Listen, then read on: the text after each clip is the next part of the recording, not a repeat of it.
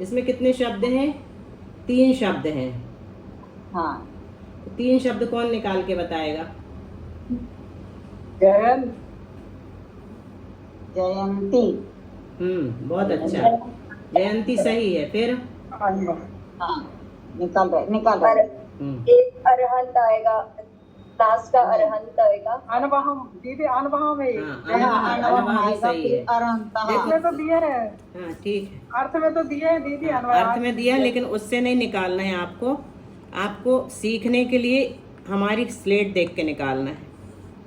जयंती, उसी से निकाला दीदी मैंने। जयंती, अनवहम, अरहंतः, सिद्धः, सूरी और उपदेशका। नहीं, बाकी का नहीं निकलवा रहे, एक ही शब्द का निकलवा रहे। इसमें थोड़ी सी व्याकरण बता रहे हैं हम आपको। जयंती प्लस अनवह प्लस अरहंता, 3 शब्द हैं, है ना। जयंती प्लस अनवह प्लस अरहंता। तो इसमें संधि हुई है। इवर्णो यमसवर्णे न च परो लोप्यः, ये सूत्र है कातंत्र रूप माला में। तो ई का क्या हो जाता है? जो ई है ना, इसका या हो गया, या हो गया। तो क्या बचा? जयन, जयन,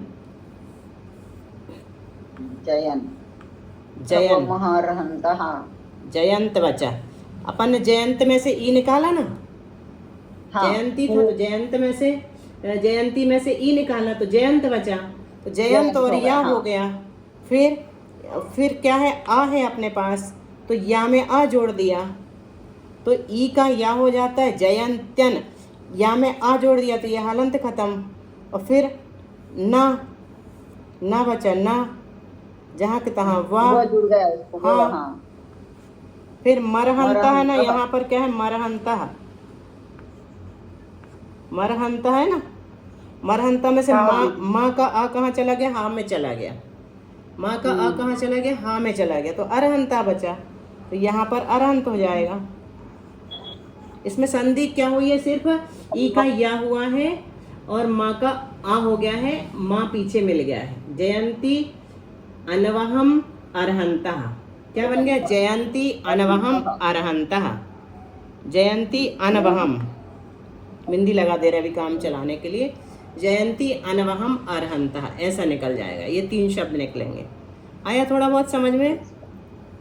पूरा आ गया ना।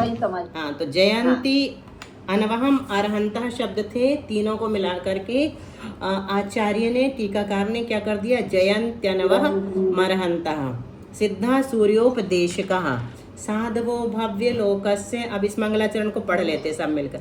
जयंत्यनवह मरहंता सिद्धा सूर्योपदेशकः साधवो भव्य लोकस्य शरणोत्तम मंगलम श्रीनागार्य तनुजात शांतिनाथोपरोधतः वृत्तिर्भव्य प्रबोधाय लब्धिसारस्य कथ्यते।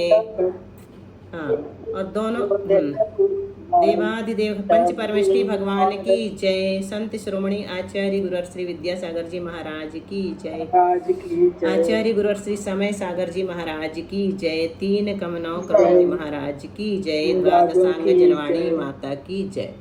चलिए, अब मंगलाचरण का अर्थ हमने देख लिया था कल। आगे सीधे आज के विषय पे चलते हैं, फिर रिवीजन करना होगा तो दोबारा करेंगे। कहाँ तक हो गया था? क्षयोपशम और क्षयोपशम लब्धि में अंतर तक हमने पढ़ लिया था।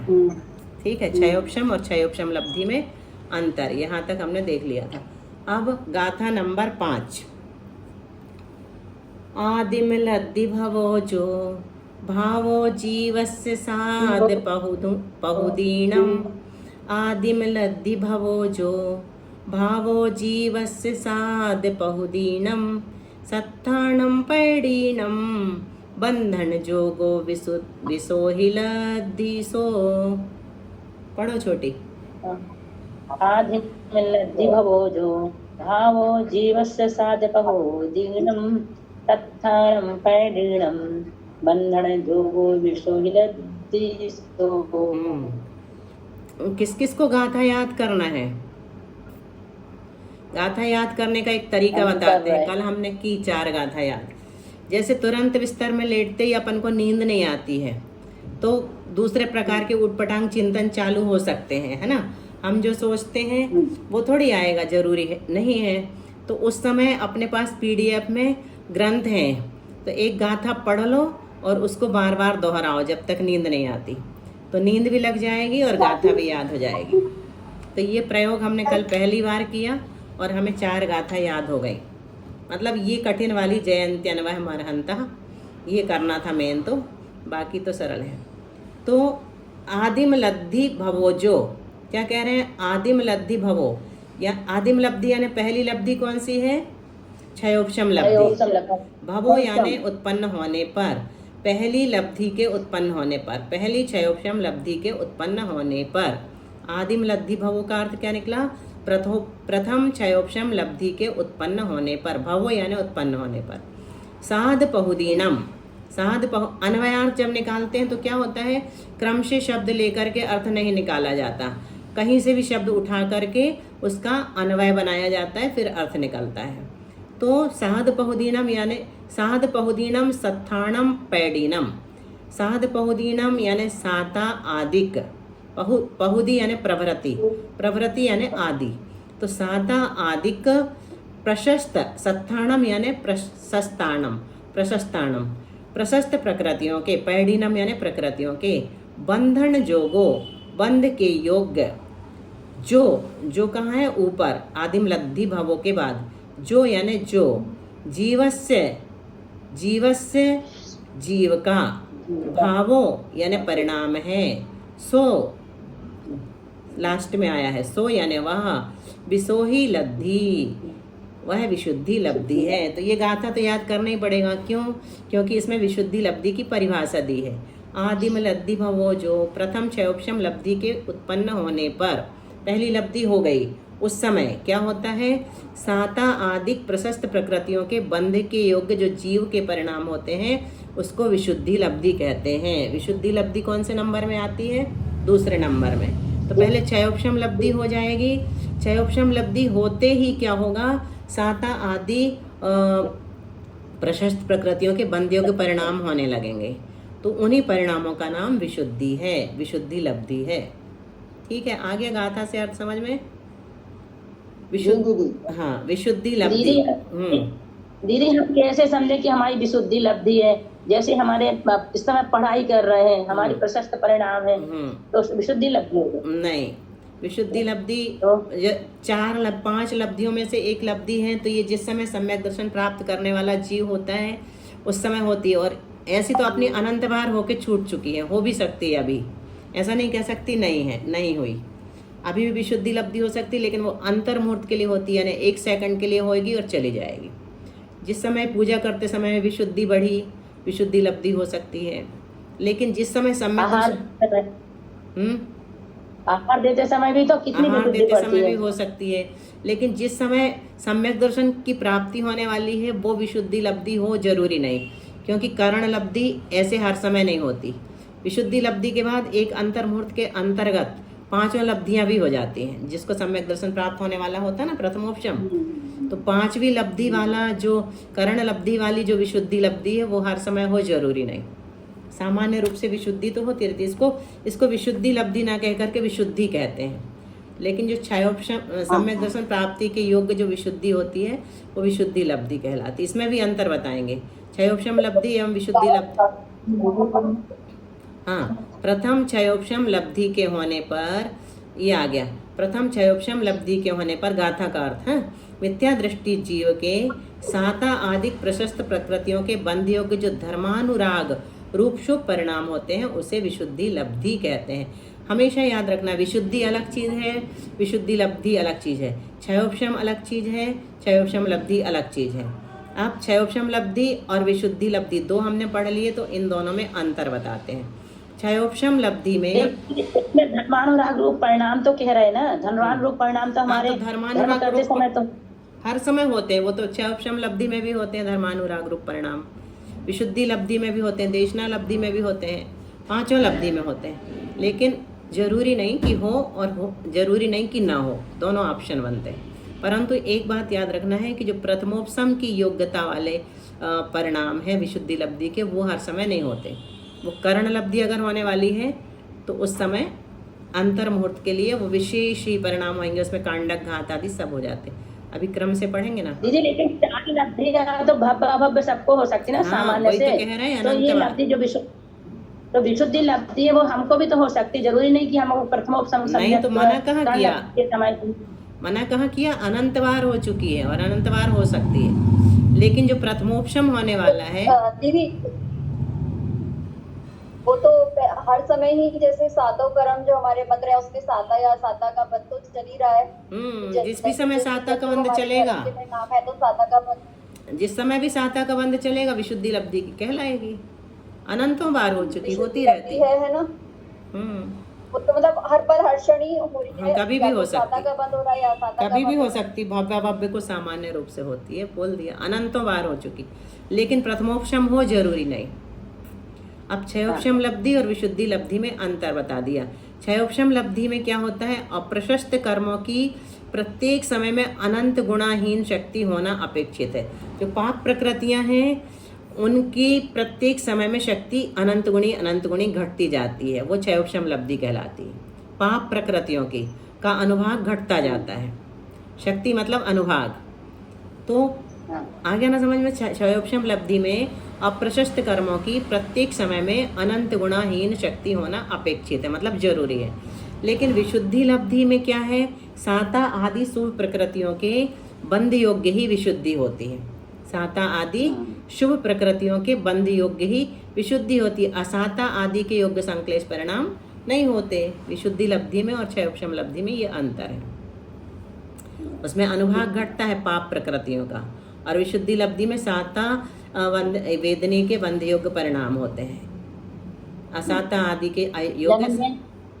मुख्य बात इतनी ध्यान रखना है दीदी, क्षयोपशम में अप्रशस्त पाप प्रकृतियों की हीन होगी शक्ति, हाँ। और इसमें विशुद्धि में जो साता वेदनी की योग्य परिणाम बंद होंगे। बस ये याद रखना मुख्य बात। दीदी ये क्रम से होते हैं कि एक के बाद एक होती? जब सम्यक दर्शन होने वाला होता तो क्रम से होती है। प्रथमोपसम सम्यक दृष्टि जो बनने वाला उसके सम्मुख जो जीव है उसको क्रम से ही होंगे। अब गाथा नंबर 6 देखो। छद्दव्य नवपयथो पदेसियर सूरी पहुदिला हो जो ते सिद्ध पदत्य धारण लाहो वा तदियलधिदु। बोलो सब। पदेसियर सूरी पहुदिला हो जो देसिद पदत्य धारण लाहो वा तदियलधिदु। जो छद्दव्य नवपयथोपदेशियर सूर्य पहुदी लाहो। छद्दव्य मतलब 6 द्रव्य, नवपयथ यानी 9 पदार्थों के, उपदेशियर यानी उपदेश करने वाले, सूर्य पहुदी यानी आचार्य आदि का, लाहो मतलब लाभ है वह, अथवा देसिद पदत्त धारण लाहोवा, देसिद यानी उपदेशित पदार्थ के, धारण लाहो यानी धारणा की प्राप्ति होना। तीसरी देशना लब्धि है। देशना लब्धि किसे कहते हैं कि कोई आचार्य उपाध्याय साधु उपदेश दे रहे हैं, उसका अपने को लाभ मिल रहा है, या फिर जो हमने कभी सुना है पूर्व समय में उसकी हमें धारणा हो गई है, तो धारणा की प्राप्ति होना। उपदेशित पदार्थ के धारणा की प्राप्ति, धारणा बन जाना, जो ज्ञान हमने अर्जन किया है वो धारणा में आ जाए, तो वो भी तीसरी देशना लब्धि है। 2 अर्थ किए इसके, 6 द्रव्य 9 पदार्थों के उपदेश करने वाले आचार्य आदिकों का लाभ मिलना, या जो उपदेशित पदार्थ है उसकी धारणा की प्राप्ति होना, ये तीसरी देशना लब्धि है। 6 द्रव्य, 5 अस्तिकाय, 7 तत्व और 9 पदार्थ के उपदेश दाता जो आचार्य आदिक हैं उनका लाभ, तथा चिर अतीत काल में उपदेशित पदार्थों की धारणा होना देशना लब्धि कहलाती है। नरक में देशना लब्धि के बिना सम्यक दर्शन की प्राप्ति कैसे होती है, प्रश्न। तो उत्तर देते हैं, नारकादि भवों में, पूर्व भव में शास्त्र के द्वारा धारण किए तत्वार्थ के संस्कार के बल से सम्यक दर्शन की प्राप्ति होती है। अंतो कोडा कोडी विट्ठाने थिदिरसाण जमकर्णम पाउग्गलद्धि नामा भव्वा भव्ये सुसामण्णा। अंतो कोड़ा कोड़ी विठाने तिदि रक्षाजम करणम औगलब्धि नाम भब्बा भब्बे सामन्ना। विजया जी आप भी पढ़ लीजिए, आपकी लय में सबको सुना दें एक बार। ठीक है। हम्म अंतो कोड़ा कोड़ी विठाने ठिदी रसाणजम करणम पाउगलद्धि नामा भव्वा भव्वे सुसामन्ना। बहुत अच्छा, बहुत अच्छा, बहुत अच्छा। बहुत बढ़िया। जम यानी जो, ठिधि रसायन, ठिधि मतलब स्थिति, रस यानी अनुभाग। तो जो स्थिति व अनुभाग को अंतो कोड़ा कोड़ी बिठाने करणम, जो स्थिति को तो अंतः कोड़ा कोड़ी कर देता है और अनुभाग को द्विस्थानी क्रम से लगाना। ठिधि रसायन दो चीज़ है ना, और स्थिति और अनुभाग दो चीज़ है, और अंतः कोड़ा कोड़ी और द्विस्थान ये दो चीज़ हैं। तो अंतः कोड़ा कोड़ी किसके साथ लगा देंगे? स्थिति के साथ लगा देंगे, और अनुभाग के साथ क्या लगा देंगे? द्विस्थानी। तो जो हाँ, जो स्थिति को तो अंतः कोड़ा कोड़ी कर देती है और अनुभाग को द्विस्थानी कर देती है, वह प्रायोग्य लब्धि है। प्रायोग्य लब्धि में क्या होता है? कर्मों की स्थिति कितनी हो जाती है? अंतः कोड़ा कोड़ी सागर प्रमाण। अभी मोहिनी कर्म की स्थिति मान लो 70 कोड़ा कोड़ी सागर है। जैसे ही जीव प्रायोग्य लब्धि करेगा, तीसरी क्षयोपशम विशुद्धि देशना, चौथी प्रायोग्य लब्धि करेगा, तो उसी समय तुरंत एक कांडक घात के द्वारा सारे कर्म परमाणु अंतः कोड़ा कोड़ी सागर की स्थिति में बदल जाएंगे, अंतः कोड़ा कोड़ी सागर प्रमाण हो जाएंगे। यानी पूरी स्थिति घट करके कितनी हो जाएगी? एकमात्र अंतः कोड़ा कोड़ी सागर मात्र बचती है। और अनुभाग जो कि वो भी बहुत ज़्यादा होता है सागरों में, तो कितना हो जाएगा? द्विस्थानी हो जाए। वो चतुस्थानी होता है सागरों में, कह दिया। जो चतुस्थानी होता है वो कैसा हो जाता है? द्विस्थानी हो जाता है। अनुभाग घट करके चतुस्थानी से द्विस्थानी हो जाता है। तो चतुस्थानी अनुभाग के नाम याद है? घातीय कर्मों के।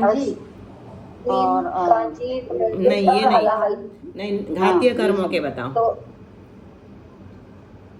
क्या दीदी? घातीय कर्मों के। ये तो आप अघातीय कर्मों के बता रहे हैं। अस्थि शैल लता और दारू। क्रम से बोलो, लता दारू अस्थि शैल। हाँ, क्रम से बोलना। लता दारू अस्थि शैल। अस्थि शैल से शुरू नहीं होता, कहाँ से शुरू होता है? लता दारू अस्थि शैल, अस्थि शैल। हाँ, तो अस्थि और शैल को हटा दिया और क्या बचा? लता और दारू बचा, शक्ति कम कर दी। अर्थात कर्मों की स्थिति अंतः कोड़ा कोड़ी करती है और चतुस्थानगत अनुभाग को द्विस्थान रूप करती है। भब्बा भब्बेसु सामन्ना। दीदी एक बार फिर से स्पष्ट करो, ये बात हमारे थोड़ी एक दिन हो गए तो भूल गए। प्रायोग्य लब्धि किसे कहते हैं? जो कर्मों के स्थिति सत्व को अंतः कोड़ा कोड़ी कर देती है और कर्मों के अनुभाग सत्व को द्विस्थानी कर देती है, उसे प्रायोग्य लब्धि कहते हैं। तो अंतः कोड़ा कोड़ी, जैसे 70 कोड़ा कोड़ी सागर। घातीय कर्मों की ले लो। घातीय कर्म कौन से हैं? 4। ज्ञानावरण, दर्शनावरण, बोलो मोहिनी और अंतराय। मोहिनी और अंतराय। तो इनमें से सबसे ज्यादा स्थिति किसकी है? मोहिनी में, मिथ्यात्व कर्म की। तो 70 कोड़ा कोड़ी सागर को भी प्रायोग्य लब्धि में जो जीव आ गया है वो अंतः कोड़ा कोड़ी सागर प्रमाण कर देता है। और इनका अनुभाग कितना है? तो लता दारू अस्थि शैल रूप 4 प्रकार का है, चतुस्थानी है। तो उसको घटा करके कितना कर देता है? लता दारू रूप कर देता है। अभी इसी का डिटेल चलेगा। भब्बा भव्येषु सामन्ना, या भव्य और अभव्य जीवों को सामान्य रूप से होती है। देखो ये इसमें, देखो स्क्रीन पे प्रायोग्य लब्धि यह चित्त के द्वारा दिखा रहे हैं। जो कर्मों के स्थिति सत्व को अंतः कोड़ा कोड़ी करती है एवं कर्मों के अनुभाग सत्व को द्विस्थानी करती है, उसे प्रायोग्य लब्धि कहते हैं। तो ये है, देखो अंतः, ये जो बनाया ना त्रिकोण, ट्रायंगल दिख रहा है, तो ये अंतः कोड़ा कोड़ी सागर तो यहाँ तक है जहाँ आड़ी लाइन खींची है काली। और टोटल कितना है ये? मान लो मोहिनी कर्म अगर है तो 70 कोड़ा कोड़ी सागर है, जिस उत्कृष्ट स्थिति है मान के चलो किसी भी कर्म की है। तो अपन इसको अगर मोहिनी कर्म का स्थिति सत्व मानते हैं तो इतना काट दिया, ये क्रॉस बना है ना, इतना इसका घात कर दिया और कितना बचा? सिर्फ इतना मात्र बचा, अंतः कोड़ा कोड़ी सागर मात्र स्थिति बचाई है। और फिर अनुभाग सत्व ऐसे आड़े में बनता है, त्रिकोण, आड़ा त्रिकोण बनता है। तो यहाँ पर ये सेल वाला भी कट हो गया अस्थि वाला भी कट हो गया, ये दारू वाला बचा और ये लता वाला बचा, तो 2 स्थानीय सत्व बाकी रह गया। मतलब कर्मों की शक्ति इतनी घट गई, इतनी मंद हो गई कि अब कर्म हमें कष्ट नहीं दे रहे हैं, तकलीफ नहीं हो रही है, बड़ी आसान जिंदगी हो गई है, ऐसा लगता है, ऐसा हो जाता है। तो स्थिति भी अनंतानुबंधी का वो हो गया ना दीदी, अनंतानुबंधी हट गई। अनंतानुबंधी तो चारित्र मोहिनी का एक भेद अभी है। कहाँ घटी दीदी, अभी अनंतानुबंधी की बात नहीं, 8 कर्मों की, आयु कर्म को छोड़ मतलब करके घटने को है अनंतानुबंधी, तभी तो प्रथमोपशम होगा ना। जैसे नहीं, वो अभी नहीं, वो तो बहुत बाद में होगा।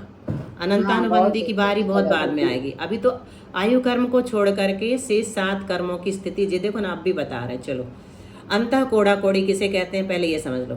1 करोड़ से ऊपर और 1 करोड़ गुणित 1 करोड़ के नीचे जो संख्या है उसे अंतः कोड़ा कोड़ी कहते हैं, है ना, ये अपन पढ़ चुके हैं। 1 करोड़ से ऊपर, जो ऊपर का चिन्ह है ना, ये बड़ा अंतः कोड़ा कोड़ी, और 1 कोड़ा कोड़ी से नीचे, 1 कोड़ा कोड़ी से नीचे अंतः कोड़ा कोड़ी कितना बड़ा होता है, 1 करोड़ से तो ऊपर होता है और 1 कोड़ा कोड़ी से नीचे होता है।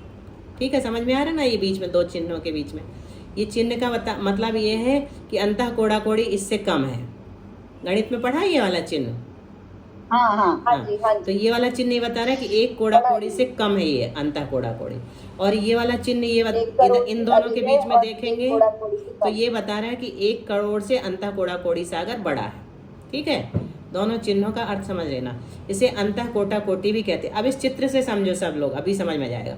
ये मिथ्यात्व की स्थिति है 70 कोड़ा कोड़ी सागर, दिख रही है इतनी, जहाँ तक क्रॉस बने हुए हैं। इसमें देखो स्क्रीन पे दिख रही है ना, स्क्रीन पे ये 70 कोड़ा कोड़ी सागर है, और ये 0 बने ना, ये अंतः कोड़ा कोड़ी सागर है।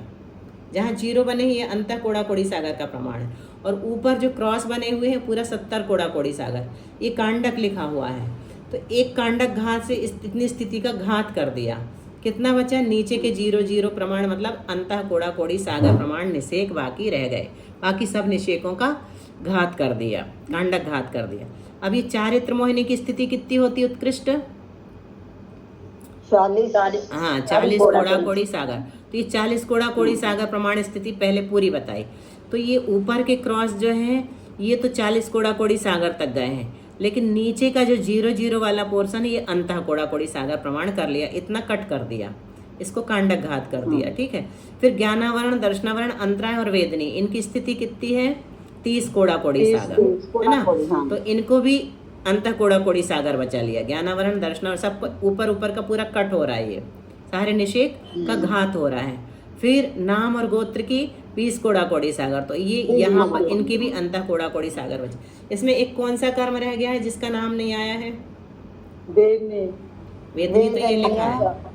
हाँ, आयु कर्म की स्थिति का घात नहीं करता है।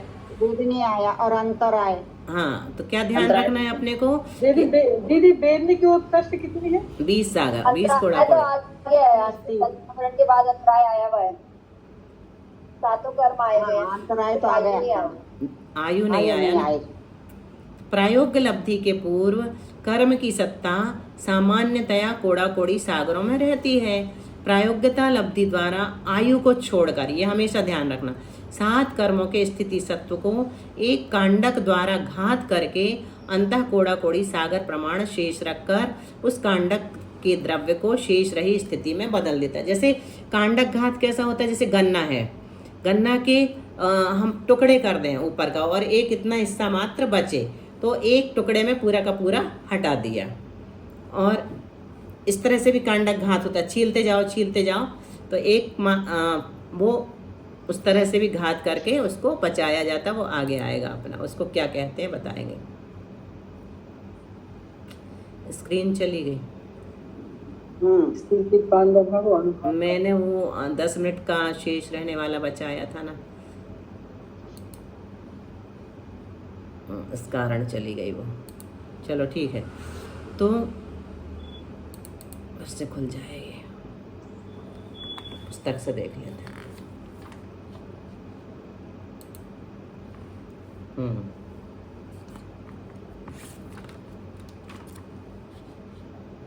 10 मिनट शेष रहते हैं ना, तो वो अपना एडवर्टाइज देने लगता है कि आप बढ़ाने वाला ले लो। तो मैंने उसको क्रॉस से बंद किया तो स्क्रीन को बंद कर दिया उसने।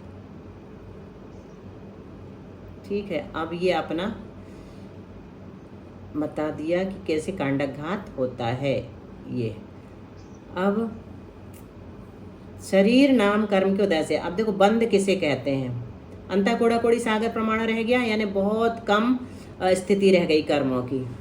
संसार चुल्लू भर प्रमाण बचा, अगर सम्यक दर्शन हो गया तो, और नहीं हुआ तो फिर वापस जहाँ के तहाँ चले जाएंगे 70 कोड़ा कोड़ी में। शरीर नाम कर्म के उदय से और योग के निमित्त से, दो कारण बनते हैं बंध में। शरीर नाम कर्म के उदय से और योग के निमित्त से कार्मण वर्गणा रूप से आए हुए पुद्गल स्कंद। पुद्गल स्कंद किस रूप में होते हैं? कार्मण वर्गणा के रूप में होते हैं। मूल प्रकृति और उत्तर प्रकृति रूप हो जाते हैं और आत्मा के प्रदेशों में प्रवेश कर जाते हैं, परस्पर प्रवेश करते हैं, उसे बंध कहते हैं। इतना याद रखना है। शरीर नाम कर्म के उदय से और योग के निमित्त से, किससे बोलो? शरीर नाम कर्म के उदय से और योग के। हाँ, ये इम्पोर्टेंट पॉइंट है। बंध में इसको याद रखना जरूरी है। फिर कार्मण वर्गणा आ रही है, वो पुद्गल स्कंद के रूप में है ना। जो समय प्रबद्ध आता है वो कार्मण वर्गणा रूप से आए हुए पुद्गल स्कंद है ना। वो कैसे होते हैं? मूल प्रकृति और उत्तर प्रकृति रूप हो जाते हैं तुरंत जैसे ही बंधते हैं, और आत्मा के प्रदेशों में परस्पर प्रवेश करते हैं, उसे ही बंध कहते हैं। बंध के 4 प्रकार हैं: प्रकृति बंध, स्थिति बंध, अनुभाग बंध और प्रदेश बंध। प्रकृति बंध किसे कहते हैं? मूल उत्तर प्रकृतियों का यथा योग्य जीव से संबंध होना, उसे प्रकृति बंध कहते हैं। स्थिति बंध किसे कहते हैं? तो बंधी प्रकृतियों का जीव से संबंध रूप रहने का काल। क्या है स्थिति बंध? बंधी प्रकृतियों का कब तक रहेंगे वो समय। हाँ, जीव से संबंधित रहने का काल। बंधी जो प्रकृतियां बंध गई हैं, जो प्रकृतियां बंध गई हैं, वो जीव के साथ कितने काल तक संबंध को बनाए रखेंगी, उसे स्थिति बंध कहते हैं। बंधी रहेंगी। अनुभाग बंध किसे कहते हैं? तो जो फल देने की शक्ति है। और प्रकृति रूप परिणत पुद्गल परमाणुओं का जो प्रमाण है, नंबर ऑफ परमाणु, उसे प्रदेश बंध कहते हैं। अब उदाहरण दिया बहुत अच्छा, जैसे आम की प्रकृति क्या है? मीठा। आम की स्थिति क्या है? 5 से 7 दिन तक रहेगा, ज़्यादा से ज़्यादा रहेगा। तो आम का अनुभाग क्या है? कितना अधिक मीठा या कितना अधिक स्वादिष्ट। और आम के प्रदेश क्या है? सैकड़ों स्कंद या अनेकों स्लाइसेस, ये उसके प्रदेश कहलाते हैं। जैसे मतिज्ञाना, वैसे ही मतिज्ञानावरण की प्रकृति मतिज्ञान को आवृत करने की है। और मतिज्ञानावरण की स्थिति कितनी है? अधिकतम 30 कोड़ा कोड़ी सागर। अनुभाग कितना है? तो लता दारू अस्थि शैल में से चतुस्थानीय रूप भी हो सकता है, और प्रायोग्य लब्धि के बाद द्विस्थानीय भी हो जाता है। मतिज्ञानावरण के प्रदेश तो मतिज्ञानावरण रूप परिणत कर्म परमाणुओं की संख्या, ये प्रदेश कहलाती है। संख्या को विशेष क्या बताया? प्रकृति, स्थिति, अनुभाग, प्रदेश, ये चारों कर्म के सत्व में होते हैं, बंध में होते हैं, उदय में होते हैं। चारों ही सत्व में भी होते हैं, बंध में भी होते हैं और उदय में भी होते हैं। यहाँ प्रायोग्य लब्धि की उपलब्धि के समय कर्म की स्थिति सत्व के बारे में बताया है। प्रायोग्य लब्धि की उपलब्धि के समय, प्रायोग्य लब्धि की उपलब्धि पढ़ रहे ना अपन अभी, तो उस समय कर्म की स्थिति सत्व के बारे में बताया है। स्पर्धक किसे कहते हैं? तो वर्गणाओं के समूह को स्पर्धक कहते हैं। अब अपना पूरा स्पर्धक चलेगा बार बार, तो स्पर्धक अच्छे से समझ लो। वर्ग के समूह को वर्णा कहते हैं, वर्णा के समूह को स्पर्धक कहते हैं, स्पर्धकों के समूह को गुणहानि कहते हैं, और गुणहानि के बाद नाना गुणहानि, और आगे और गुणहानि होती है बहुत सारी, है ना। तो यहाँ पर स्पर्धक से प्रयोजन है, तो यहाँ पर बता दिया वर्णाओं के समूह को स्पर्धक कहते हैं। स्थिति की अपेक्षा तो निषेक संज्ञा होती है, और अनुभाग को बताने के स्पर्धक संज्ञा। जब अपन स्थिति की बात करेंगे ना, तो ये बोलेंगे कितने निषेक खिर गए, वहाँ पर ये नहीं बोलेंगे स्पर्धक खिर गए। लेकिन जब अनुभाग की बात करेंगे तो इतने स्पर्धक इस तरह से बात की जाएगी। घातीय कर्मों का अनुभाग ये देख लो, इसमें समझ में आ जाएगा अनुभाग कैसे घटता बढ़ता। ये है लता दारू अस्थि शैल, स्क्रीन पे देखो। और लता दारू अस्थि शैल ये चतुस्थानी। तो लता तो जघन्य रूप है और शैल उत्कृष्ट है। लता ये बनी हुई है, लता बेल। दारू मतलब काष्ठ या लकड़ी। हड्डी मतलब अस्थि या हड्डी, एक ही चीज़ है। शैल ये रखा हुआ है पत्थर, पाषाण पर्वत। जैसे इनमें उत्तरोत्तर अधिक अधिक कठोरता पाई जाती है, उसी प्रकार घातीय कर्मों के अनुभाग अर्थात फल देने की शक्ति इन स्पर्धकों में अधिक अधिक पाई जाती है। लता होगी तो फल देने की शक्ति कम होगी, दारू होगी तो उससे ज़्यादा शक्ति है, अस्थि होगी तो उससे ज़्यादा घातक है, और शैल सबसे ज़्यादा घातक है।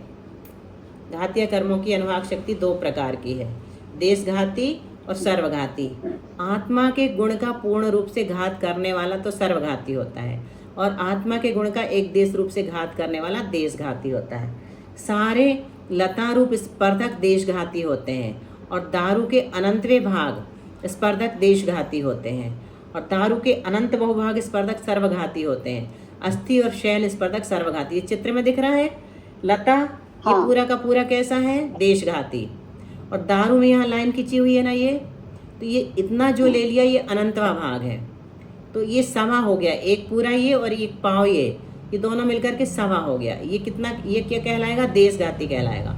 फिर पौन ये बचा दारू का, और ये अस्थि पूरा शैल पूरा, ये 3.25 ये सर्वघाती कहलाता है। आगे चित्र से समझ में अच्छे से, चित्र में ज़्यादा देखो आप लोग, चित्र देखेंगे तो क्लियर हो जाएगा। फिर अघातीय कर्मों का अनुभाग, ये दो प्रकार का होता है। प्रशस्त कर्मों का तो गुड़, खांड, शर्करा और अमृत रूप होता है, और अप्रशस्त कर्मों का नीम, कांजीर, विष और हलाहल रूप होता है। ठीक है। प्रशस्त प्रकृतियां जैसे गुड़, खांड आदि अधिक अधिक मिष्ट हैं, वैसे इन प्रशस्त प्रकृतियों के स्पर्धक उत्तरोत्तर मिष्ट रूप हैं, अर्थात अधिक अधिक सांसारिक सुख के कारण हैं। और जैसे नीम, कांजीर आदि उत्तरोत्तर अधिक अधिक कड़वे हैं, अधिक अधिक दुखद हैं, वैसे इन अप्रशस्त प्रकृतियों के स्पर्धक जो हैं वो अधिक अधिक कड़वे हैं, अधिक अधिक दुख के कारण हैं। बस ये और देख लो, हो सकता बंद ना हो तो पूरा हो जाएगा, बंद होने वाला अपना जूम। अघातीय कर्मों की प्रशस्त प्रकृतियों में विशुद्ध परिणामों के द्वारा अनुभाग का घात नहीं होता। प्रशस्त प्रकृतियों के अनुभाग का घात कभी नहीं करेंगे प्रायोग्य लब्धि में ना। किसका करेंगे, अप्रशस्त प्रकृतियों के करेंगे। प्रशस्त तो अच्छी मानी जाती है। यह प्रायोग्य लब्धि भव्य और अभव्य दोनों को होती है। प्रारंभ की 4 लब्धियां सामान्य है, 5वीं करण लब्धि विशेष है। चलो हो गया अपना आज का गाथा नंबर 7 तक। वाणी जिनेन्द्र कथिता दुख हारिणी है, संत्रस्त भव्य जन को सुखदायिनी है। तेरा करूं स्तवन में आई अम्ब देवी, तो शीघ्र ही बन सकूं निज आत्म सेवी। 9 बार नमोकार मंत्र।